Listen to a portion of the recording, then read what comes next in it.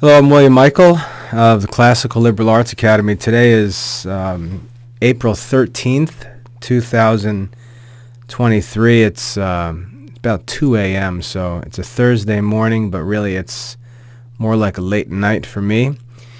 I haven't posted many talks in quite a while because the Thursday before Easter I injured my back and was pretty much stuck in a chair or on the floor for most of Easter break. I was well enough to get to church and things like that, but just not up and around very much. But one thing I wanted to talk about as I slowly make my way, back into the normal routine as we get into the spring term, I wanted to talk about just all of the craziness that seems to be going on in our society and the media around us. I live in rural North Carolina, about 40 minutes southeast of Charlotte, and even out here where we are, there's no question that there's just a weird wave of events in our culture, and like I said, it's even out here, like out in rural areas. The same stuff we see on the news and all over social media. It's not just in cities and on social media. It's really in the streets and even out in rural areas.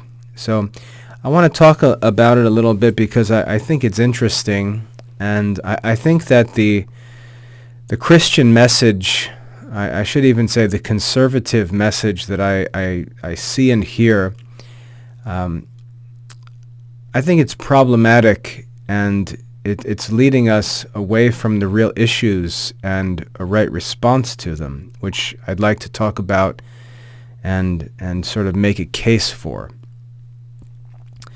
If we go back to the COVID crisis back in 2020 or 2019, I don't remember exactly when it started, but if you think back to the COVID crisis, I remember what really struck me during that time, what was really bizarre to me about that whole COVID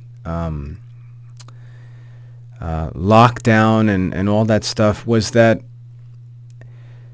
people started talking about things. They started talking about wearing masks.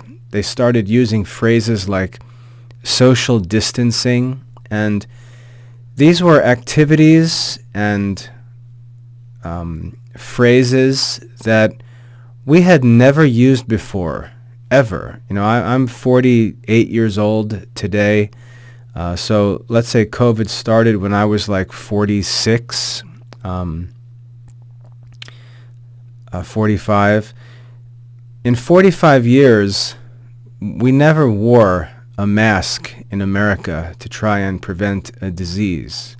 There have been vaccines, obviously. I've received vaccines my whole life as a kid, and I always remember preparing for sports or school activities. We had to make sure we had all of our vaccinations and things like that. So that's not a new thing, but in the COVID crisis, there were new things that developed, and they include things like wearing masks and social distancing. And remember how wacky things got? Like, you'd walk into a store and they'd have spots, stickers on the floor showing you where to stand and things like that, and all the mask craziness. And I remember thinking at the time that something weird was going on for one reason, and it was because these were things that we had never done in my entire life, 45 years. We had never done any of these things. And within a matter of weeks, if you remember back, in a matter of weeks, people were talking about these things as if these were established routines of things that we had done forever. These phrases and terminology and practices were suddenly installed everywhere in our country and people were talking about them as if everything was just normal, like this is what we do in a situation like this. And there's one example I just want to show you. If we look at, this is the Oxford English Dictionary, and just look at this. The term social distance has been entered into the Oxford English Dictionary as a verb. This phrase, social distance, it's entered as a verb. And if you look at the history of the word, you'll find that really, if you look at what this actually shows, this shows historical usage of this word or phrase. And you'll see that really this phrase started to be used as a verb in 2020. And there are two other quotes that are added to this, I guess to try to give it some sort of appearance of historical use. But even this one was from 2009. It's just a Twitter post, but notice that it was accessed in 2020. And then this one here, supposedly from 2013. But what this shows is this phrase, social distance, was never used in history. And all of a sudden, in 2020, it becomes this phrase that we use, and people are using it everywhere you go and talking about social distancing as if it's some common concept that we've all practiced for years. And it was the way that whole response was sort of installed in our culture that at the time struck me as really bizarre. The way people talked about things and had a new vocabulary and different ideas, that they acted as if these things were old. And it was dispersed so quickly through the society that within weeks everyone was doing these things and using these phrases. And just try to think about how incredible that process was, by which that COVID response spread through the whole entire country, even in other countries. To me, at that time, when we were going through that, I thought it was very weird how it spread so quickly. I'm not talking about the disease. I'm talking about the response and all of the lingo and all of the measures that were being taken. How quickly that talk and that culture suddenly appeared and was spread through our whole society. And people started acting like this was all normal. And if you didn't get in line and you didn't practice these things, you were crazy. You were some kind of wild, savage animal who was out of line with the whole entire world. And these ideas were brand new. No one ever practiced these ideas. No one ever used these phrases. I never went to the store and bought surgical masks in my entire life. We never did these things. And all of a sudden they were everywhere. They were branded by companies. People had customized, facial masks for COVID. It was just so bizarre how the thing developed so quickly. And for me, that's a red flag that something weird is going on when something can spread that rapidly.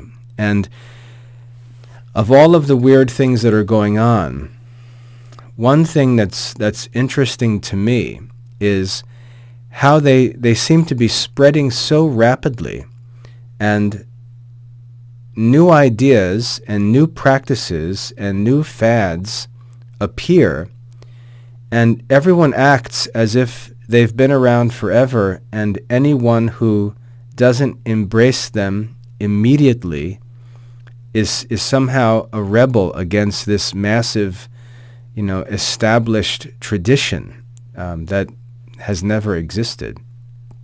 The two most recent developments, and these have been developing for a couple of years since Trump was in office.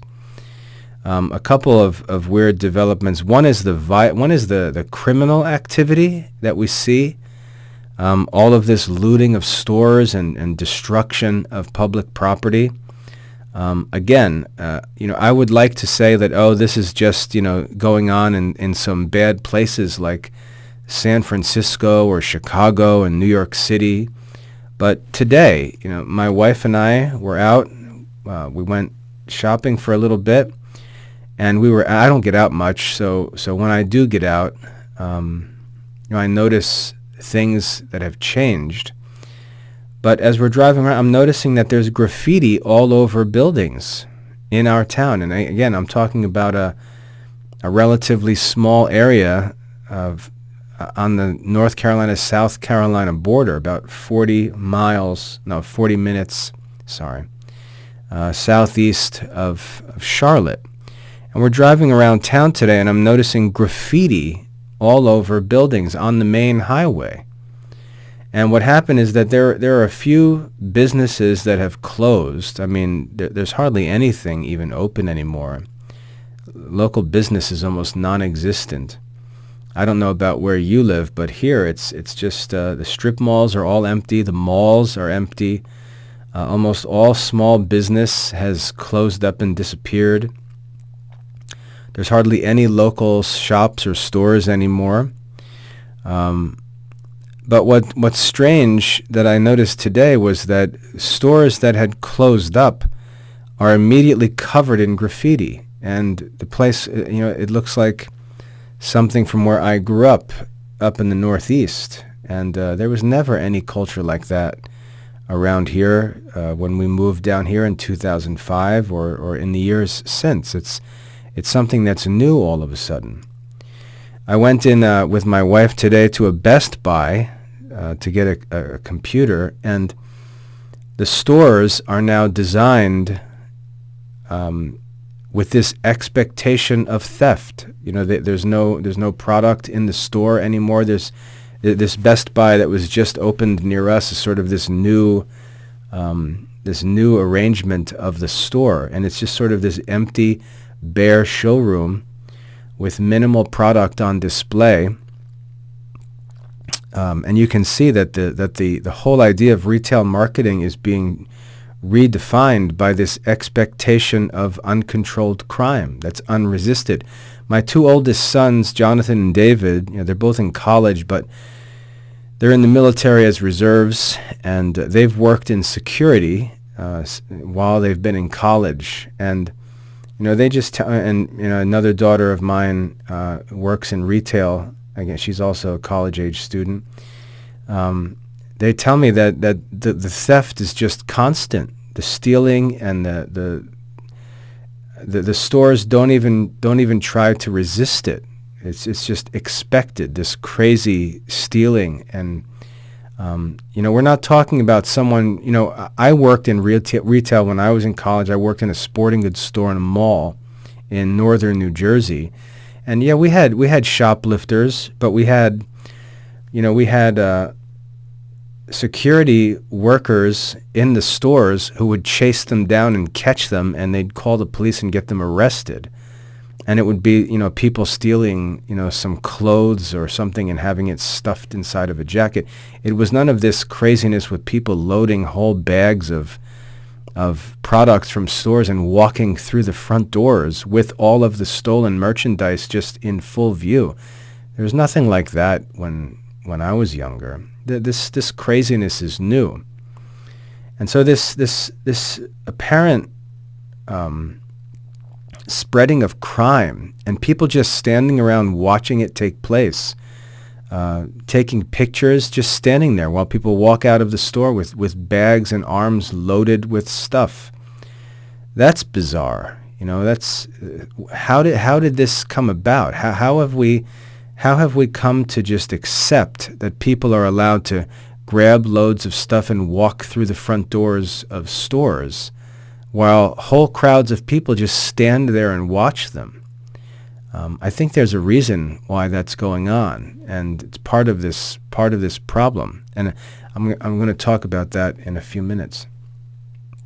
So, the first weird thing that I noticed is how quickly these responses spread, and a vocabulary is installed, and methods are installed, and anyone who doesn't immediately buy in and act like this is all normal is treated like they're some kind of criminal who needs to be arrested.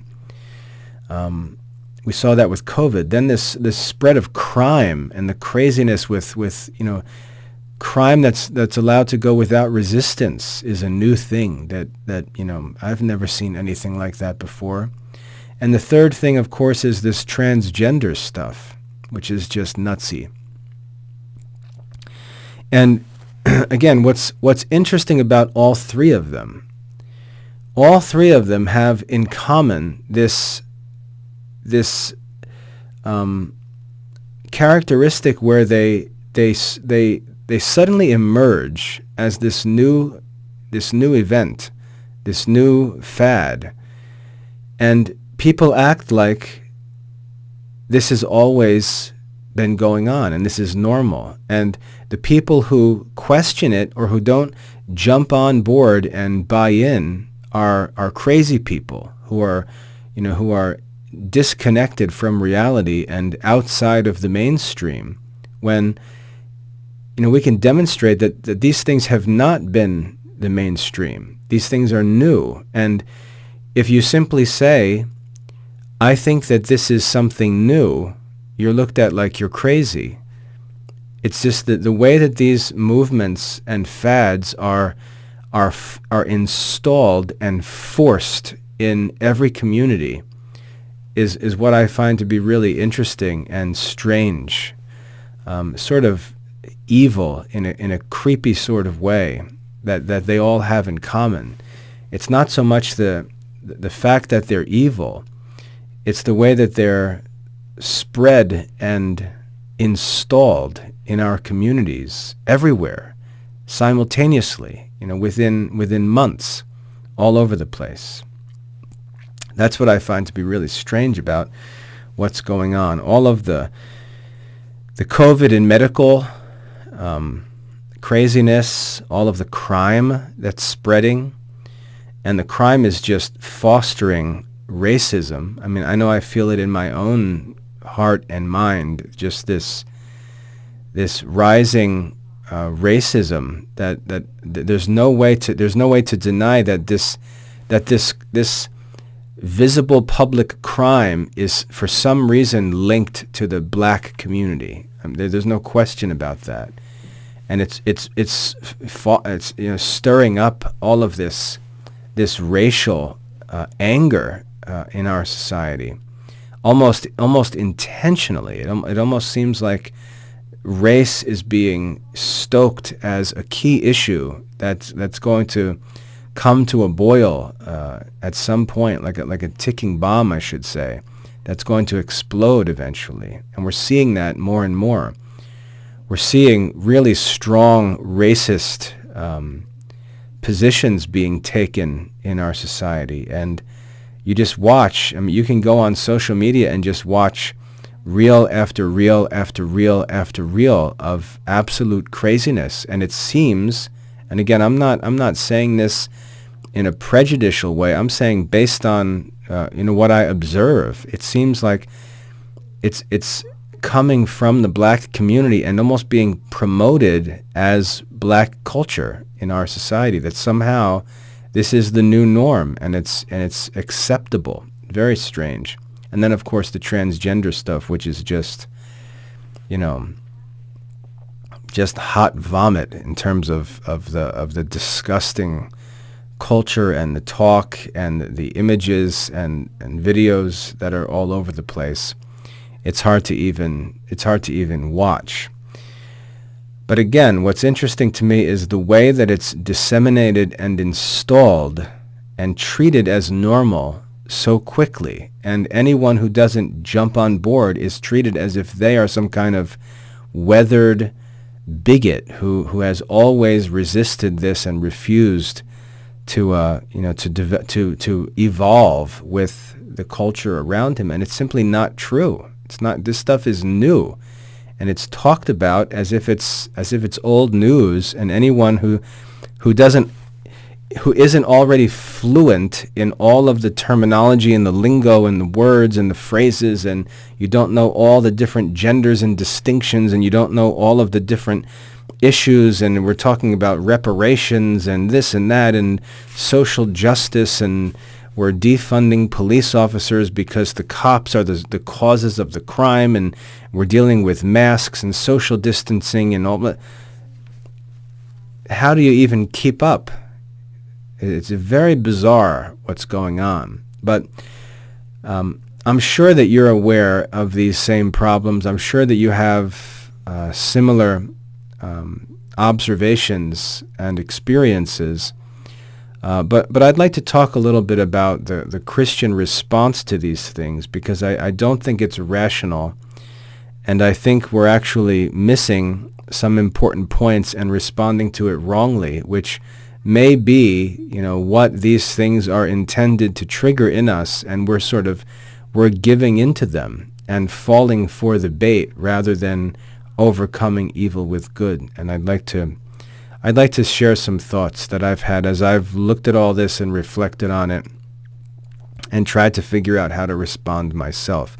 The most common response that I see is the idea that there are evil people in the world, and they're sort of conspiring behind the scenes, whether they're politicians or global economic leaders or religious leaders of some kind, and these men are conspiring to lead us into some new world order, some new global order of nations, some economic order, whatever you want to call it. I see Christians talking about this and Catholics talking about this all the time, all over social media, all over the news, all over news websites, and so on. And I really think this is a stupid interpretation of what's going on and a stupid response to what's going on, because let's consider the facts. When we look at these evil movements, the people leading these movements, these are not bright people. These are not organized people. These are not intelligent people. If you look at, let's just take our president. Joe Biden is a very old man who is mentally deteriorating, who has been mentally deteriorating for a long time. Joe Biden is not a clever, shrewd leader of some kind of conspiracy. He's not at this age, and I'm being respectful, because for all the criticism that he gets, he's a very old man, and a lot of his daily gaffes and embarrassing public humiliation, it's due to his old age, and I think that we need to be careful that we respect the elderly. I don't want to make fun of a person because he's old. But he's not leading some sort of conspiracy to overthrow some conservative world order or some Christian world order. He's hardly able to get through his daily activities. And most of the people, associated with him, they're like that. Like, look at this. Look at the press secretary in the White House. This black woman who's supposedly a lesbian, and she speaks to the press she's not a smart person. She's not a clever, cunning type of person who would be orchestrating or collaborating in some deep state conspiracy. They're just not that kind of people. If you take our military leaders like Mark Milley and Austin, who leads I think he leads the army. I'm not too sure, but you listen to these men. These aren't bright men. These aren't cunning men who have that kind of deep strategic shrewdness. That's just not the kind of people they are. Listen to the politicians. That's not the kind of people they are. And so I think this talk about conspiracies and things like that is really, it's not in keeping with what we observe. It's not in keeping with the kind of people who we're actually looking at and talking about. And of course, then it shifts to like a deeper level of conspiracy where it's like George Soros, and it's even deeper than it's not even it just gets ridiculous. And no one has any hard evidence for any of this talk. So it's all just ignorant speculation. And as Christians, we shouldn't be wrapped up in speculation that's based on some sort of evil suspicion and accusations that we make against other people for which we can provide no evidence. That's not just. And the Christian life should never lead us to a place where that's how we're suggesting things are happening.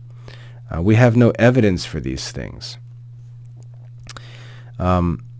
And I don't think that that's what's going on. And there's a lot of reasons why I don't think that that's intelligent for us to talk about. And frankly, I think it makes us look ridiculous because, just think how embarrassing it would be. Imagine if, you're Barack Obama or you're Jill Biden or, someone in, Hillary Clinton, some person in these influential social circles. And just imagine that you hear these Christians every day all over social media, on the radio, on TV shows, on podcasts, and so on. You hear them talking about all of these conspiracy theories. And these people know that they have nothing to do with any such conspiracies. Just imagine what absolute loonies Christians must look like to these people. And that should really embarrass us. And we should be afraid of being responsible for that appearance of Christianity in any way. Just think of the harm that we're doing to the evangelistic influence of the church by proposing conspiracy theories and having all of these unbelievers know them to be objectively false. We really make ourselves look like crazy people. And yet, in most of the Christian people that I hear from and see writing things and posting videos and things like that, they're all over all kinds of conspiracy theories. And the reason, again, why I think the conspiracy theories are stupid is because they assume some kind of profound shrewdness or cunning, some profound strategic power in these people. And that's just not the kind of people that we're dealing with here. These are not profound strategists of any kind. And we're giving them credit that we know is not in agreement with their observed behavior and capacity. So I think that the conspiracy theory is a very lazy, irresponsible response to all of this stuff that's going on. But at the same time, it is understandable because I think we're all aware that something weird is going on. There's something weird going on in our society. It's like these fundamental concepts that we grew up and recognized in our society are being torn down in front of us, and we see that. And I mentioned a few of them, like this craziness with responses to medical emergencies, where it's like all of your rights as an American citizen are just taken away by government agencies because the science suggests this or that. And we know that there's no such science. That's not even how science works. Then to see the crime and to see police officers being attacked as the source of the trouble. When did we ever hear anything like that growing up? I mean, the only time when I was a kid, outside of, let's say, individual corrupt cops here and there, the only time that there was ever some sort of controversy with police was like the Rodney King riots in Los Angeles. And when was that? Like the late 80s or early 1990s? I don't remember there ever being these attacks on police officers, on law enforcement. This is something that's new. And then the transgender and the sexual craziness, even to the point of now, having drag people performing in front of children and things like. There was never anything like that when we were kids growing up. It's very bizarre how it's all spreading. So we're aware that there's something weird is going on, and we can all sort of sense this evil spirit that's moving through our society and just turning the place upside down. Sometimes I feel like I'm going to go crazy just looking at the news.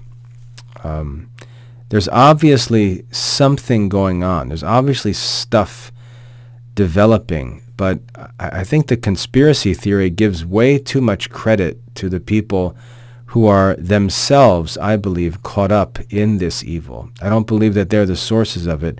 I believe that they're subject to it, that they're I don't want to say victims, because in modern circles, victim has taken on a whole new meaning. It means like free from any culpability, and that's really not what a victim is.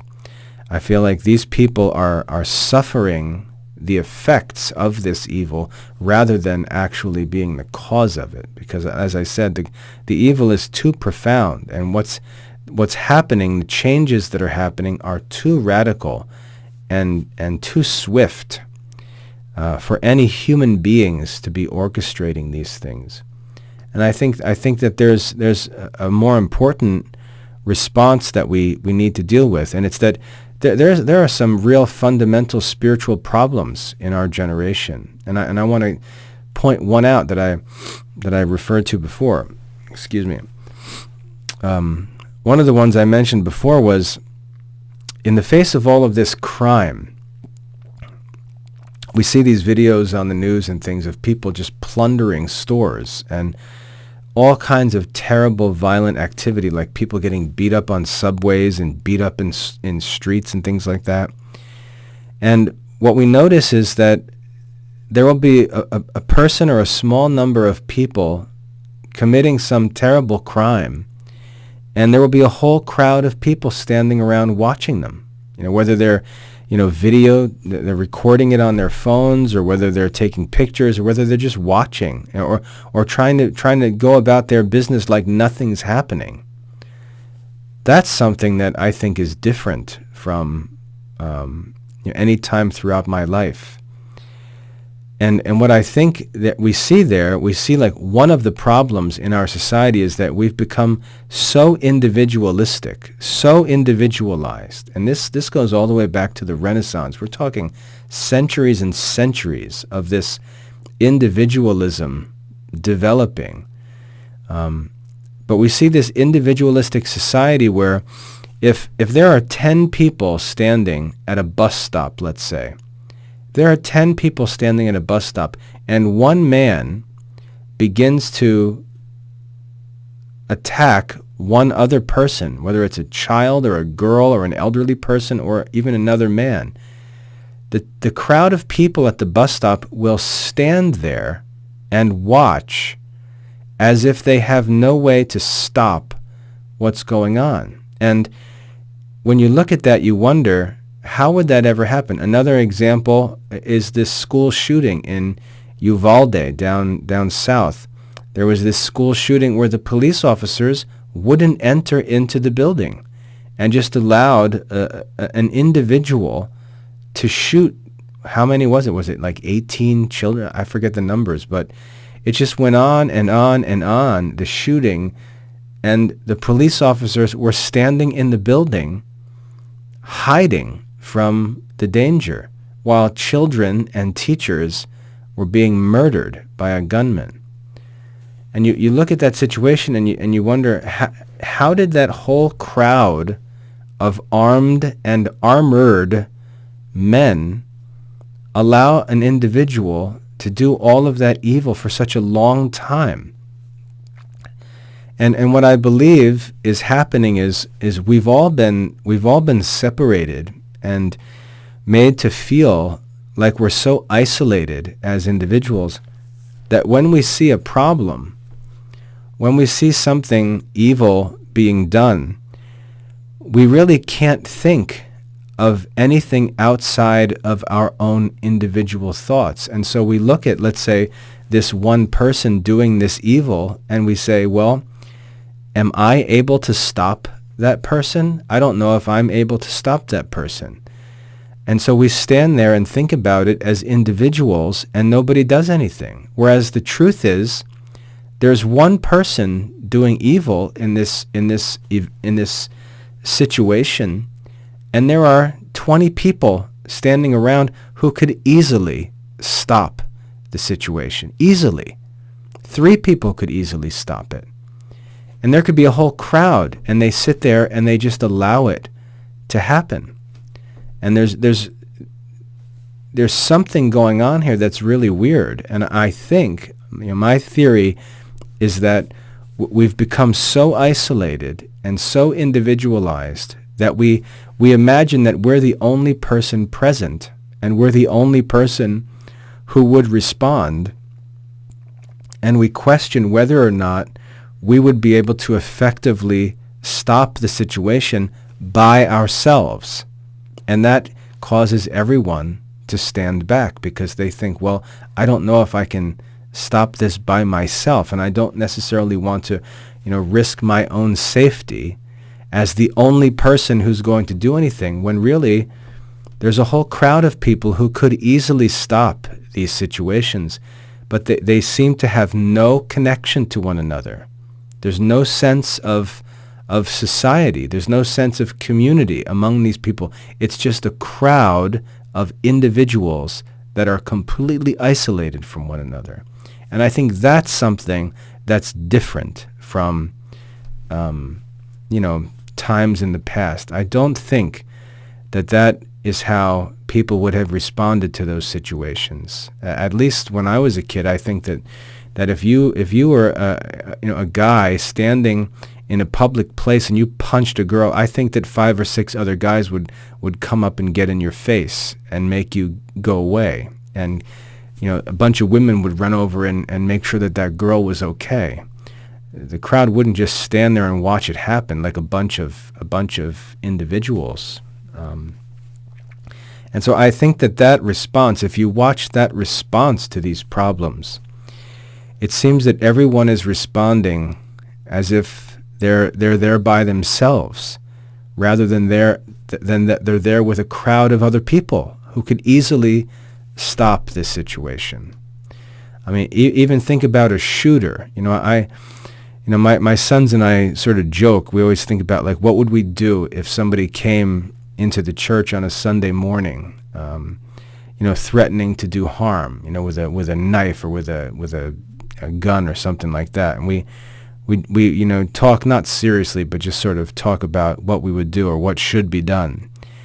And if you think about it, you've got a room full of several hundred people, and one person, even if that person was able to shoot a gun or whatever, if the crowd would just rush at that person, the evil that he could do would be minimized. The time that he would have to actually do anything would be minimized, and the damage would be minimized.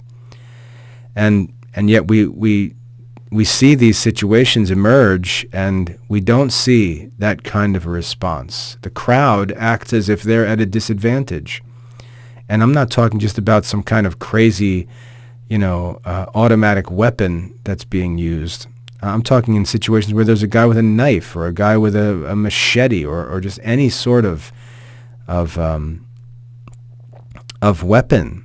The criminals are just allowed to just go loose for 10, 20, 30 minutes with no resistance, and that's just inexplicable. But I think it reveals what's wrong with the way we think. We don't see each other as neighbors who have to all work to stop this thing. We stand around like we're the only person there, and that's just how isolated psychologically we've become in our society. So I think that's part of the problem. But then I think there's also another deeper issue, even deeper than that, and I think probably the cause of that, and it's that Christians living today tend to think that they're spiritually minded because they compare themselves to the other people around them. They look at their neighbors who don't go to church, don't read the Bible, don't pray, don't think or talk about religion, and they say, man, these people are so materialistic, these people are so worldly, these people don't even think about God. And they then conclude that because they do go to church and they do think about God and maybe they do pray, that they're spiritually minded. And it's sort of this relativistic evaluation of our own spirituality. And really, if we were to examine it more objectively and not just compare ourselves to others and say, am I more spiritually minded than my neighbor? But if we were to ask the question, am I as spiritually minded as I should be? And let that be the only question we ask. Am I as spiritually minded as we should be?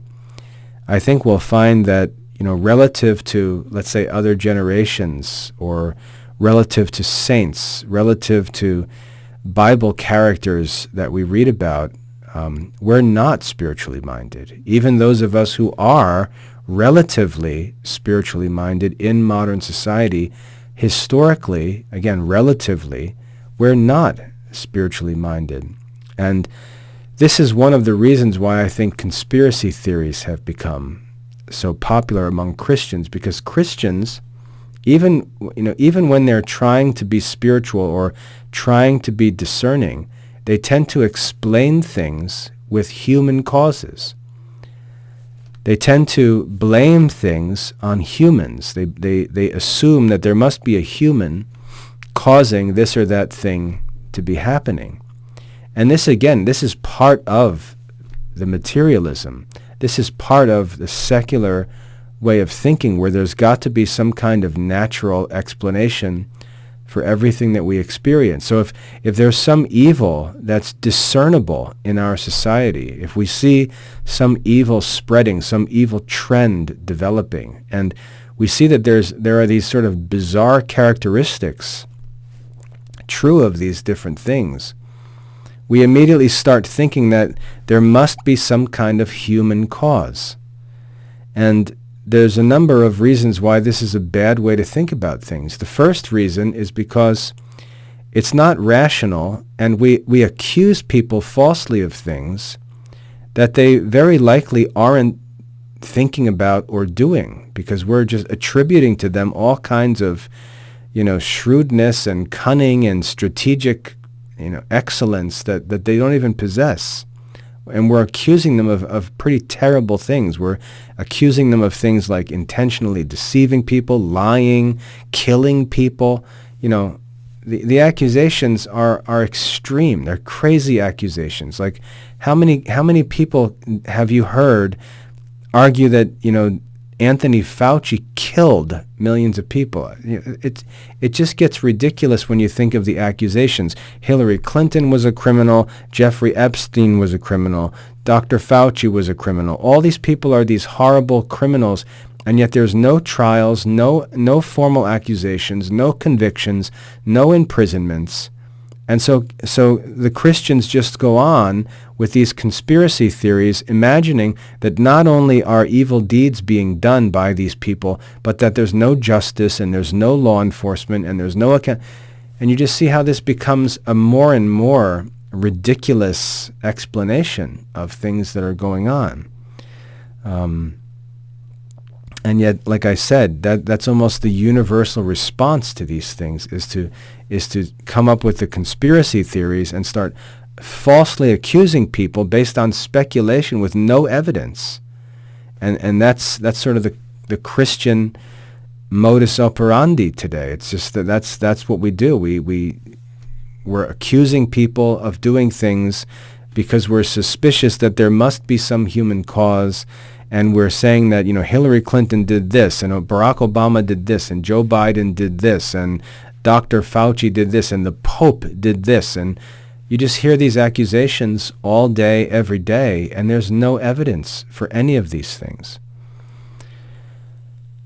And that just can't be the Christian response to what's going on, because we just present ourselves as unjust people, making accusations, grievous accusations against people that we can't support with any hard evidence. How can Christians do that? It makes no sense. So that's the first. The second problem is that when we respond to these problems like that, we then turn our fellow men, we turn our neighbors into our enemies. We imagine that these people are doing these evil things, even though we can't explain how they could be doing them or when they would be doing them, because they're doing other ordinary things every day. We accuse them of all these things, and then we see them as these mortal enemies that we have to fight against, and there's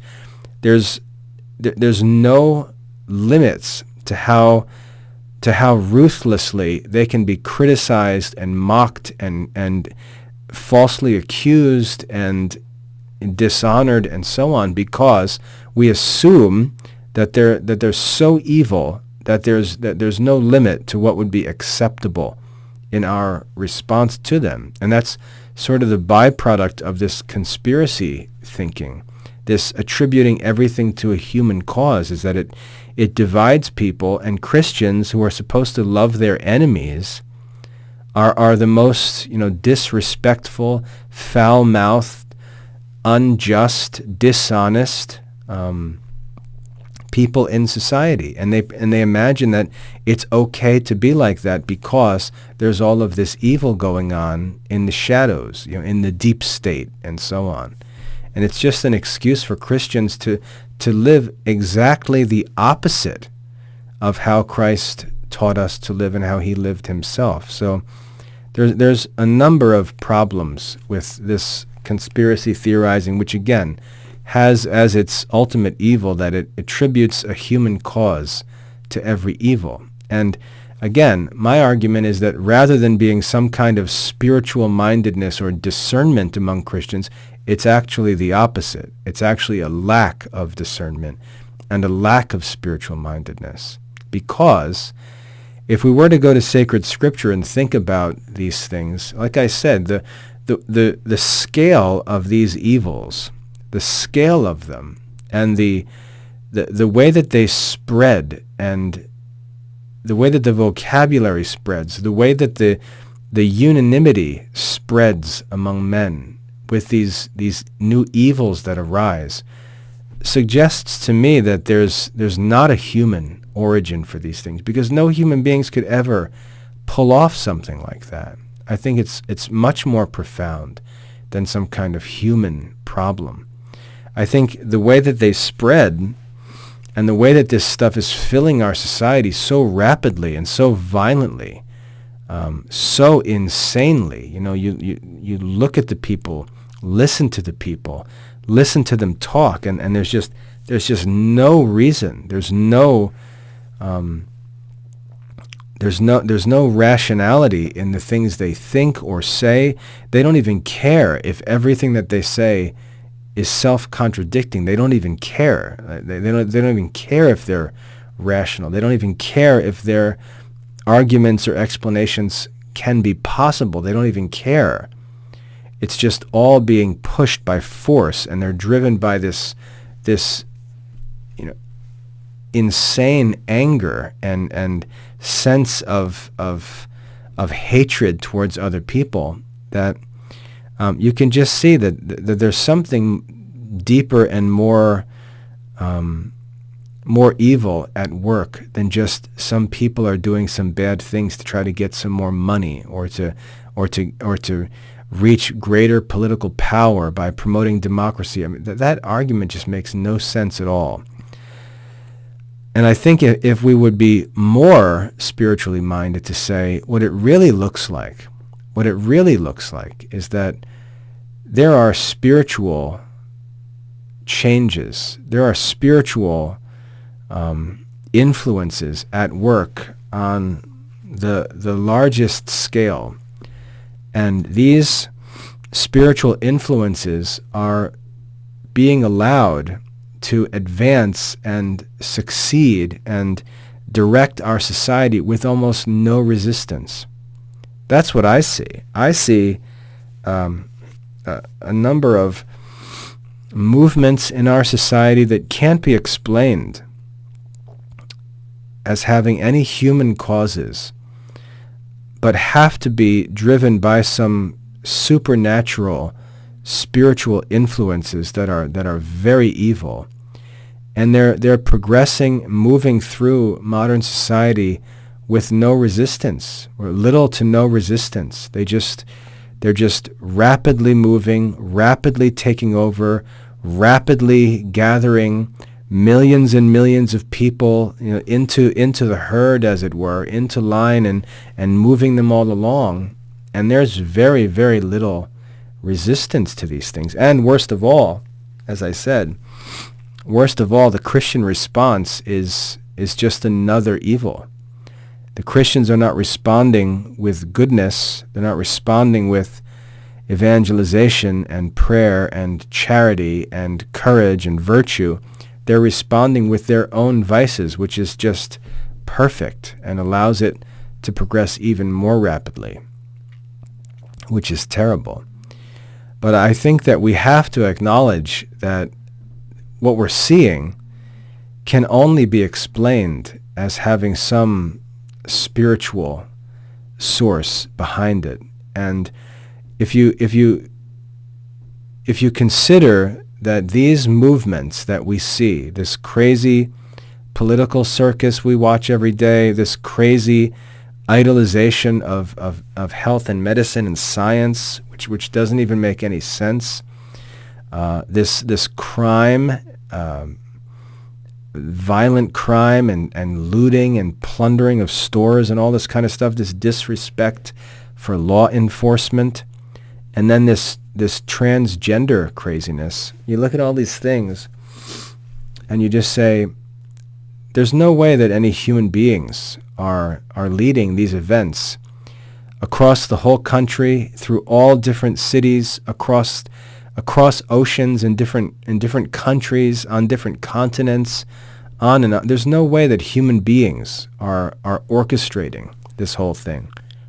And I think the only way we can understand it is that this is a time, it's a generation where there is just some extraordinary spiritual evil at work in our society, among people who I believe have been groomed spiritually for these days. It's been going on for decades, this slow moving away from virtuous living and Christian beliefs, moving away from sacramental graces and practices that are given to us by God to keep us safe from these things.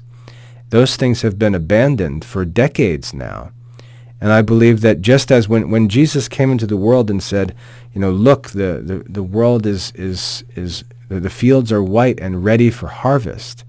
Jesus looked at a world where philosophy and Roman government had prepared an environment where the gospel could spread and have great success, even humanly speaking, because so many things were in place for Christianity to be well established. And in our generation, it's almost the opposite. It's, look, the fields are ready for harvest, but they're ready for a harvest of the most evil fruits. And this has been, it seems, a long-term movement, spiritually speaking, that has been allowed to develop and go on for decades and decades. And now that it starts to kick into gear, there's just no resistance to it. There's no discernment. There's no strength to resist it. There's no reason. Reason's not even taught in schools anymore. There's no philosophy to resist it. There's no knowledge of history to resist it. It's just allowed to run its course without hindrance, without any obstacles. And I think that's what we're seeing. We're seeing this sort of the pace at which these changes are allowed to occur just increasing exponentially year by year, and there's no resistance. And I think the only resistance that's possible is for Christians to actually practice the Christian faith. It's to study the faith, to learn Christian doctrine, to actually study the catechism, to study the scriptures, to learn to not to spend all their time just reacting and contradicting anything unbelievers say and thinking that that's Christianity, because they make many errors just because all they're doing is reacting, and they're just saying the opposite of what other people are saying, rather than actually asking what Christianity truly says. So we've got that problem. Then we've got Christians not practicing the life that Christ himself modeled for us and taught us, but they're returning evil for evil. They're fighting fire with fire, as if that's going to bring about a solution, because they're just lost in this human naturalistic thinking, the same kind of thinking that Christ rebuked Peter for. Remember, he says, you think as a man thinks and not as God thinks. That was the problem that our Lord corrected in St. Peter. And I think that that's what we see today. We see men thinking that they're going to take up a sword and kill people or fight against people to try to fix the problems that are caused by sin. And it only adds fuel to the fire, and is exactly what, let's say, the devil would want, spiritually speaking, is for Christians to react with violence and hatred and mockery and conspiracy theories and false accusations and all these kinds. It's perfect. It's the perfect response that the evil would want. And it actually causes the change to occur even more rapidly. We've got to study the Christian faith. We've got to practice the Christian faith and imitate Christ, who showed us how to overcome evil with good. We've got to take up the ancient studies that actually allowed Christian philosophy to develop and reach the heights that it did under men like Thomas Aquinas. We've got to return to those studies and not turn to human responses like politics and violence, or political arguing and wrangling over things. That's not the way. We've got to return to real Christian living, and we've got to take up what St. Paul talked about as spiritual armor to fight against spiritual enemies. Our enemies are not our neighbors. Our enemies are not other human beings. Our enemies are, like St. Paul says, I think it's in 2 Corinthians, he says they're spiritual enemies, spiritual powers, spiritual influences. And we need to fight these spiritual enemies with spiritual weapons, with spiritual methods and means. And Christians are not doing that in modern society. And I think that that's why it's just running wild, uncontested. So that's what I was hoping to talk about, because these things are, I'll admit it, for a long time I've just ignored it and didn't pay attention to it. But I'm seeing it even where I live, in a place where, we're out in rural North Carolina, and it's here. And it's hard to believe, but it's spreading that universally, it seems, that there's no place where this stuff is not going to get. We had people protesting a couple months ago about a drag story hour in our local library out in North Carolina, and we just see that whatever this bizarre spirit or number of spirits may be that are driving this stuff through our society, they're not being met with any resistance. And the only way that we can resist this stuff, if its source truly is spiritual, is by spiritual warfare. And as Christians, if we're honest, we're just not doing that. We're not following the way that Christ taught us, which is the only way that works. It's the only way that works. We're not imitating saints. We're not doing the things the saints did. We're just fighting fire with fire. We're responding to human sin with a different kind of human sin. And that's not going to work. In fact, it's going to make the fire hotter and speed the destruction up even more. So that's what I was hoping to talk about today. I would love to talk through these things because we have to understand how to respond to them. They affect our children. I mean, my children have been affected terribly by this stuff. It's within our families. It's within our churches. We see it everywhere we go now, and we've got to have intelligent, careful responses to these things, because if we respond wrongly, we actually fall into the trap ourselves and make the situation worse. And as Christians, it should be our desire to resist these things, even to overcome them. And Christ taught us that we can only overcome evil by good. And just think about the things Christ taught us. Turn the other cheek. Do not return evil for evil. Bless when you're cursed. Pray for those who persecute you. Love your neighbor. Love your enemy. You think of the things that Christ taught us and modeled for us in his own suffering and life. Those are the things that we need to practice. So I'd like us to think about those things and talk about those things. I'd like to promote those things among my own students, and I hope that they're not being encouraged to go down this ugly road by all of this political animosity and hatred. I hope that students in the Classical Liberal Arts Academy are being taught to imitate the saints and wise men of history, and I hope that we can talk about these things. I hope that's helpful. God bless.